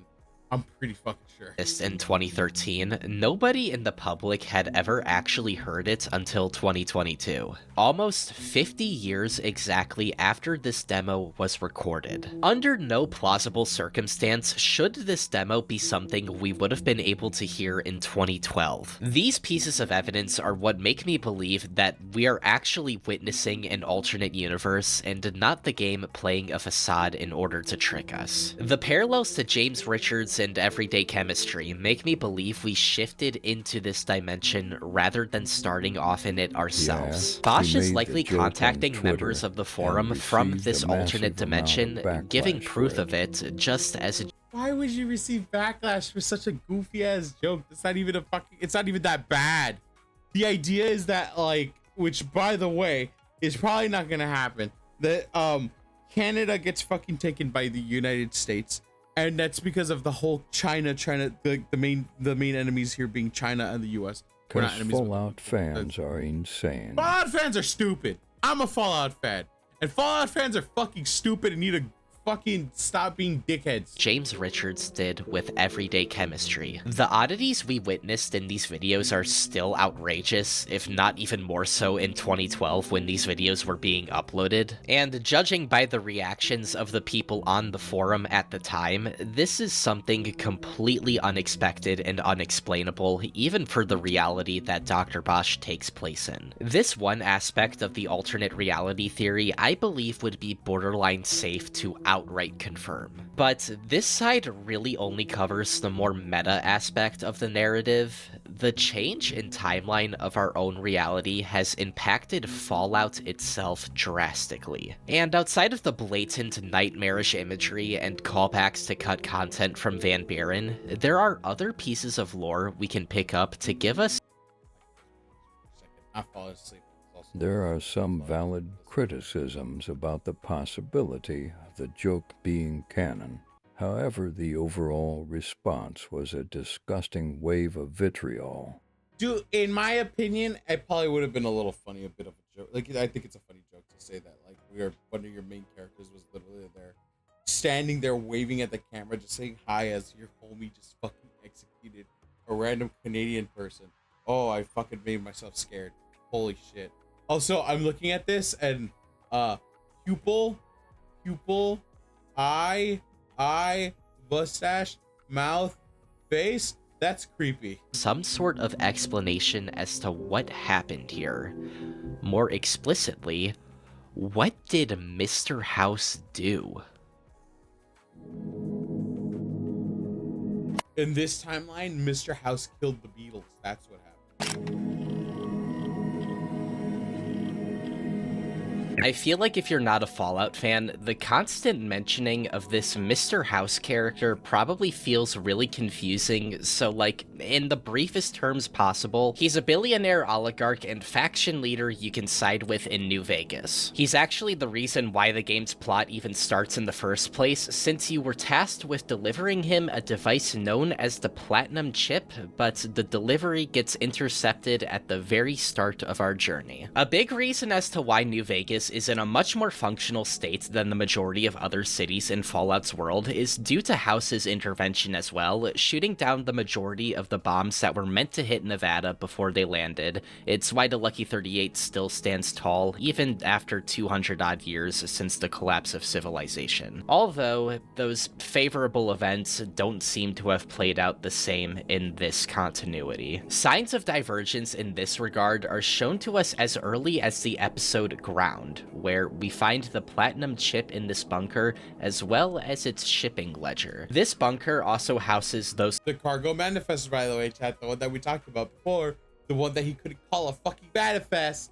terminals showing us the Vegas skyline with those airstreaks in the shot, directly showing us that the missiles weren't shot down in this timeline. Something that goes further to prove itself in the intro video, where the Lucky 38 and the rest of the Vegas skyline are noticeably absent from the main menu. The reasoning for this is sparsely hinted throughout the narrative. We know that Mr. House was injured in a plane crash at some point, as well as his company, Robco Industries, getting investigated at some point in time. The reasonings for this investigation are not entirely clear, but it does likely have to do with all the slush funds Robco was sending out at the time, and along with possibly being involved with the killing of Jack Parsons. I'm unsure about this one because this could also just be referring to L. Ron Hubbard. He was another person associated with Jack Parsons, and a lot of people believe that he was directly involved in his death. And of course, if this story couldn't get even more interesting, L. Ron Hubbard is also the fucking founder of Scientology. Anyways, to get back on track. I think if the idea that he wanted to put fucking that guy, L. Ron Hubbard, into his little ARG thing, I think he'd have problems because Scientology really... They do things. Very, very, very questionable things. That's all I'll say. The fall of House is a narrative point that starts off subtle, but becomes more overtly apparent by the end of these videos. For one, a lot of the time in the later half of these uploads is spent exploring a decimated and chaotic version of the Vegas landscape. Here we can see signs that the people of New Vegas also turned on House at one point or another, but I'm unsure if this turn of public perception happened before or after the bombs dropped. At the very end of Catalaxy, we actually do get to speak to the man himself very briefly. Now, this audio has supposedly been translated, and I'll read it off in a second. I tried to get the translated audio myself, and if I'm going to be honest, I do not hear what... Oh, I still don't like looking at this. Like, I can see the eyes. I can make up... Because it's about, like, 2-3 different faces put into one. And it just makes my brain be like, ooh, scary monster. And I was like, ugh, it kind of is a horrifying monster. Other people seem to be hearing, but this does seem to be the common consensus. Anyways, I do wish you'd come met with me at the Lucky 38, cold, when you first arrived on the strip. Ironic how this turned out. The thousands of hours I spent calculating odds, running projections, planning for every contingency. You are the first person to step into the Lucky 38 in over 900,990 years. Before the Great War of 2077, I was the founder of Robco Industries, a vast computer and robotics corporation. I need you to, so filthy, manually upload the data from the chip usurped to the facility's primary computer. If you want to, please see the fate, please forgive me, of democracies, look out the windows. A Tartarus, bleak, unending. Oh my god, thank you for the raid, Condrusis. Oh my god, again, hello, how are you doing? I hope you're doing well. How was your stream? We're doing a reaction slap of like a Fallout New Vegas thing. My brain is also trying to keep up with it. By the end of it, I'm gonna go get a coffee real quick, and then after come back and we'll do like another reaction. But yeah, no, I hope your stream went well. What were you doing today?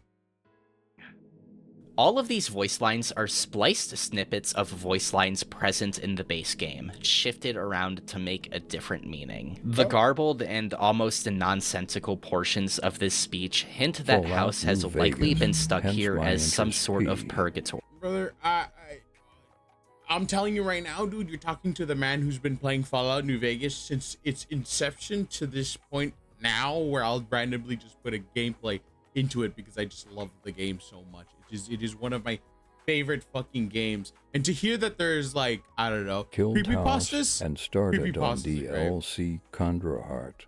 I've helped the Legion, Mr. House, the NCR, myself, other people. I've killed people, I've saved people, I've eaten people, I've done people, I've, you know, all the things you can do. It's fun. The only thing I haven't done is Caravan. I haven't done Caravan. A bleak, unending Tartarus. This hell seems to be as much houses as our own, and that's My the roommate connecting thread doesn't like between New Vegas all for of these whatever mysteries reason, like that we Fallout, still but specifically need to not New understand. Vegas. Hell. That's interesting. I could see, like, it's like, if you like 3, you're definitely gonna like New Vegas, especially the fact that there is no real black and white, like, evil or good. It's more just who's gonna do better, which one is gonna do better to raise New Vegas into a better, you know, Renaissance type of thing. You know, that's what I always thought when I played the game. So we're going to hell. Religious references are found all throughout Dr. Bosch's uploads. haven't Beyond played just the NV namesake of the in, like, channel, references to Gnostic texts are found at many 8 times in years, these uploads. and A Terminal last houses the every story, W 3 times versions were of all as Judas part by of Luis Tale of the Borges, the Wasteland, Terminal itself not a just seemingly NV. infinite number of entries. Ooh, yeah, nah, I remember Tale of Two Wastelands. Tale of Two Wastelands is a good fucking mod. It's a great mod. It integrates both of the games like so flawlessly. The way that I like to play it is I do 3 and then New Vegas, and it just makes sense to me. Oh, I gotta let the cat out. But other than that, yeah, no, I played it for, like, I actually played it recently. I'm playing it right now with a friend, actually, because they have a multiplayer mod. That one is interesting.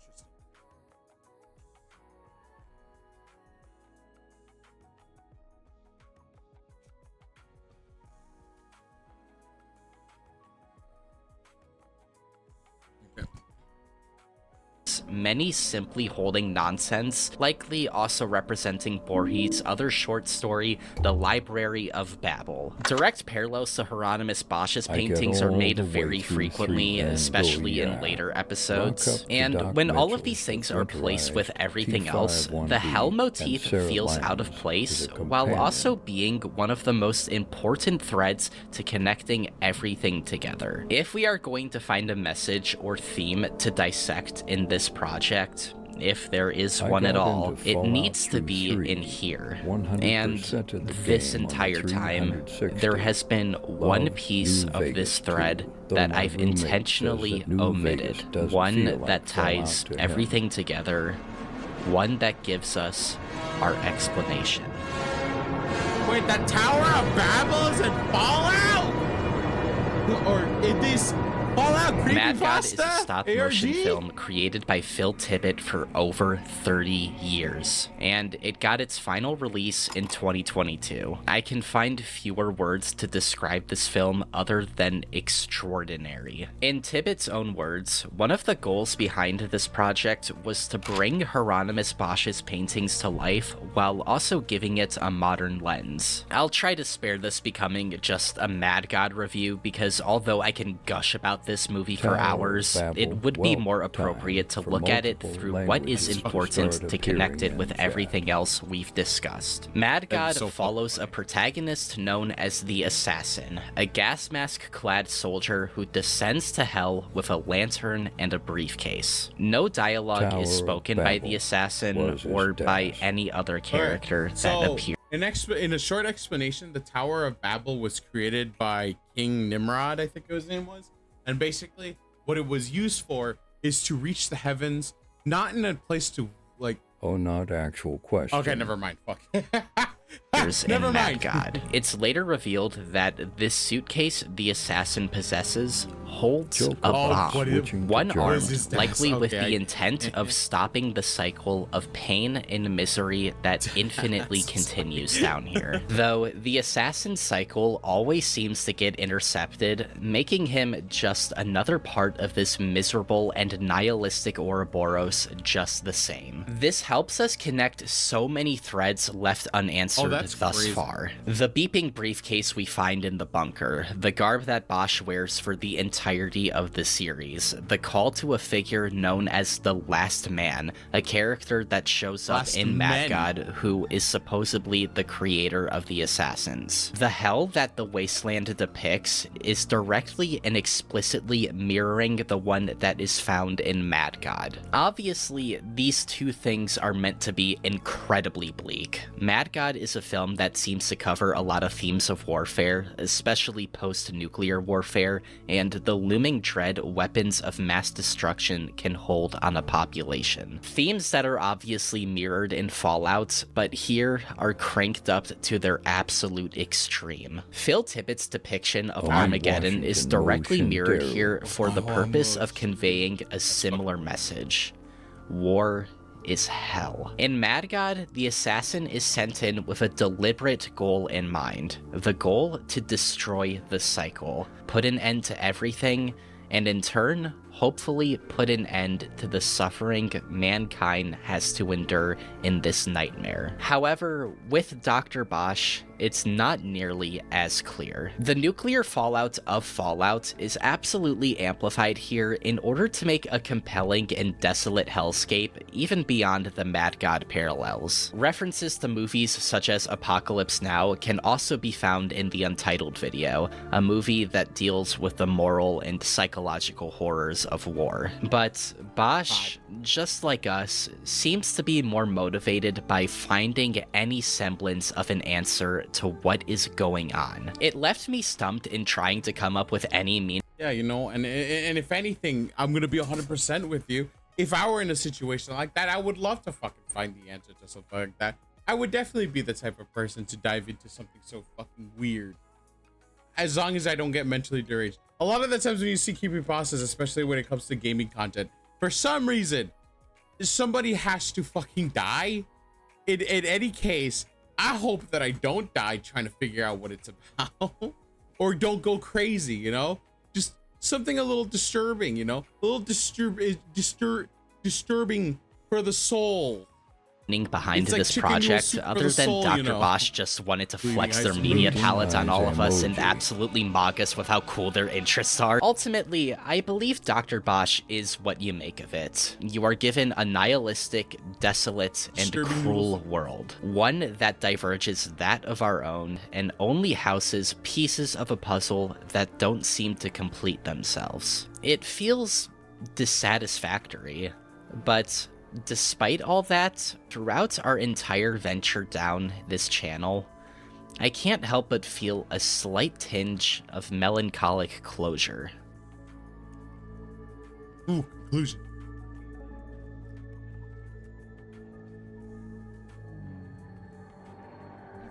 Maybe I'm going to insert myself into this part a little more than necessary, Creepypasta. but this is Spooky my noodle. interpretation of these Disturbing videos. tortellini. If this doesn't Egg. align with Egg. Bosch's vision or intentions, then I do apologize. Although, I think it is a testament to how well this entire project was crafted for the ability of multiple interpretations to even be discussed. I always feel like that's a pretty profound testament to art, and even somewhat mirrors the discussions behind Hieronymus Bosch's mysterious and elusive pieces to this day. That having been said, I think the underlying theme of Dr. Bosch's videos is one New Vegas fans may already be familiar with. Letting go. Oh? A contrasting theme that I left out of my brief Mad God analysis was one of an ideology that directly clashes with that of the Last Man. The prospect of rebuilding and potentially finding life and beauty in the hellscape we have found ourselves in. The ending of the film is incredibly strange, but one that can be interpreted as a reset, not through destruction, but Nope. rather Took all through the gold rebirth. The fate of the and wasteland. left that dude trapped in the vault. It's about letting go. Letting go Yeah, of let go of this poverty. I have never left those gold bars behind. Even my first time playing Dead Money. I would reset constantly until I'm able to take those fucking gold bars with me. They are fucking mine. They will always be mine. And fucking Elijah is staying in that fucking in that fucking little TV dinner of his now. Fuck that guy. I'm rich. Land at the end of Dr. Bosch is just as, if not more, ambiguous than the ending of Mad God. We're brought to a space station, possibly the moon base from Van Buren, and we can see the world looking back at us. I've already gone through Van Buren's ghost being in all of these videos, but in a way, I think it's kind of reminiscent to how Black Isle and Interplay's version of Fallout kind of haunts the community to this day. It's no secret how divisive Fallout has become in the past decade. This one showing a world where Bethesda supposedly never acquired the rights, one where fans of the old canon could have potentially experienced things more to their liking, reads as a bit of a fantasy contrasted to everything we've witnessed. It reminds me of a lot of the themes that I covered in my Corrupted Nostalgia video about a year back. But instead of letting go of the past, the journey we endure reads to me as if it's telling you to let go of what could have been. There's really no telling what an alternate timeline where the development of Black Isle's Fallout 3 hitting completion would have looked like, whether it would have been better or worse for Fallout as a franchise. There is much to feel pessimistic when it comes to the state of this IP in current years. As I'm writing this, Season 2 of the Prime show is still airing new episodes,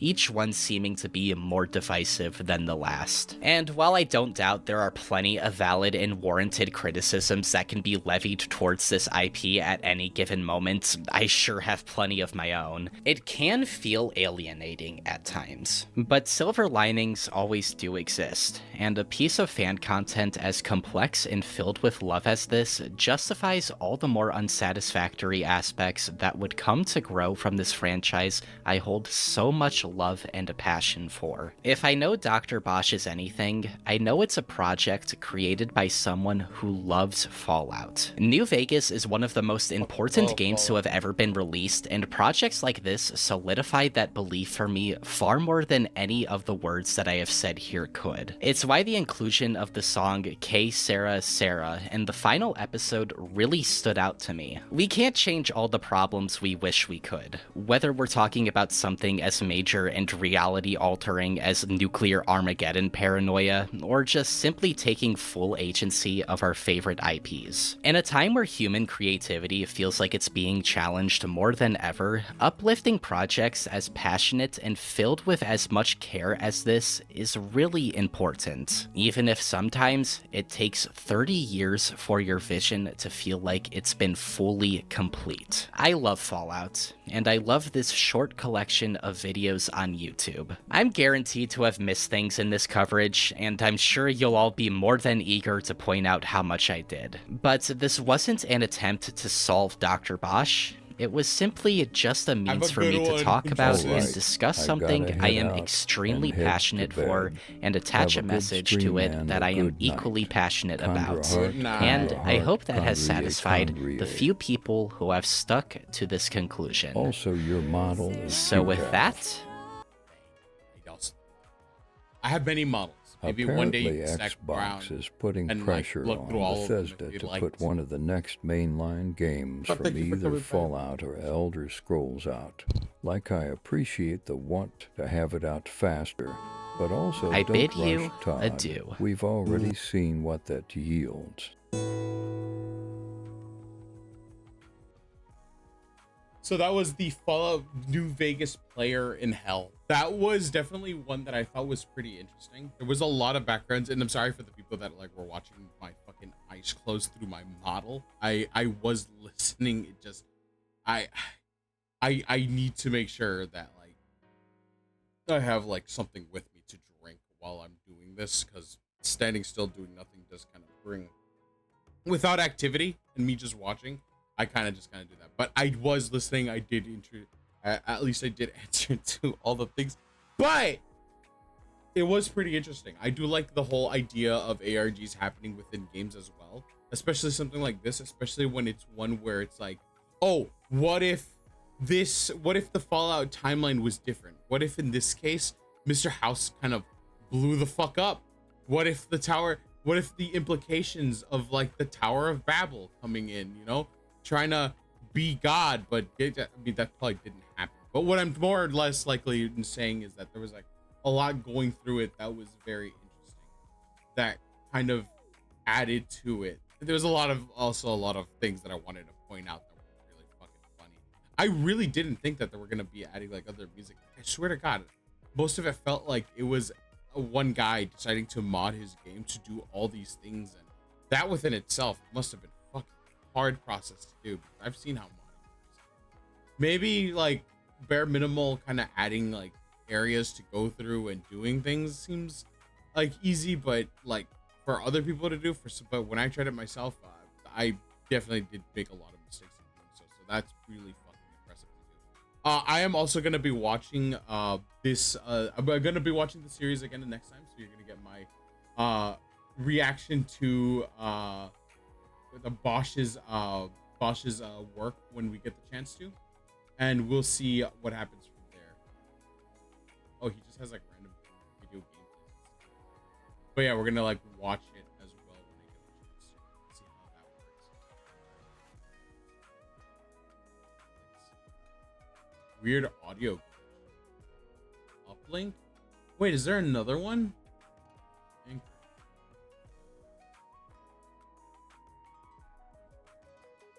We're gonna watch this from the beginning and watch all the other videos.